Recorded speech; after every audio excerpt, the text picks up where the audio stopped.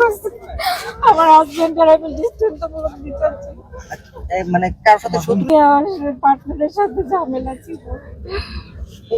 আপনি সেন্টার বাবু। বাবু স্যার, কি চান আপনারা? আমি চাই ওর হত্যাকাণ্ডে দৃষ্টান্তমূলক একটা বিচার হোক, ওটার যথেষ্ট বিচার হোক। বাইরে বাইরে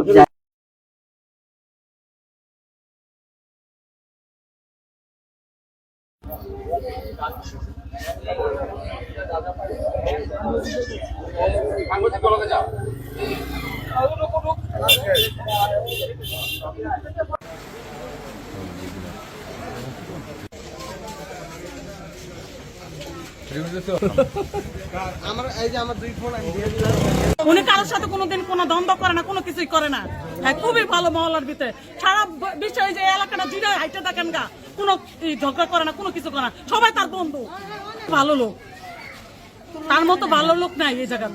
হাজার হাজার মানুষ তার লেগে প্রার্থনা করে যে তার জানি রুট আল্লাহ পাকে ফিরত দিয়ে দেয়। এমন আজরালে হারা গেছে, আমার কাছ থেকে কাইরা লয়ে গেছে।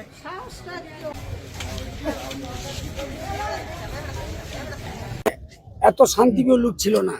যারই আপদ বিপদ যা কিছু হয়েছে সে দূরে গেছে এবং ঝাঁপায় পড়ছে এবং অনেক ভালো ছিল। এই ছোট ছোট পোলাপানিদের সাথে নিমন্ত্রণ করতো আর বিষের ব্যবসা করতো, অনেক মিশুক ছিল। মানে আমাদের একসাথেই ছোট থেকে বড় হয়ে যে 60 থেকে 50 বছর 62 বছর থেকে বড় হয়েছি একসাথে, মানে অনেক অত্যন্ত ভালো ছিল। এখন ওনার ডিস নিয়ে কি তো রুগীটা এখানে যখন আসছেন তখন মোটামুটি অনেক রক্তাক্ত ছিল পুরোপুরি। আমরা ইন্সপেক্ট করে দেখি যে ওনার মোটামুটি 3টি স্ট্যাবের ইনজুরি আছে, 3টা ক্ষত আছে। তো এখানে যখন আসছেন উনি অলরেডি রাস্তায় মৃত।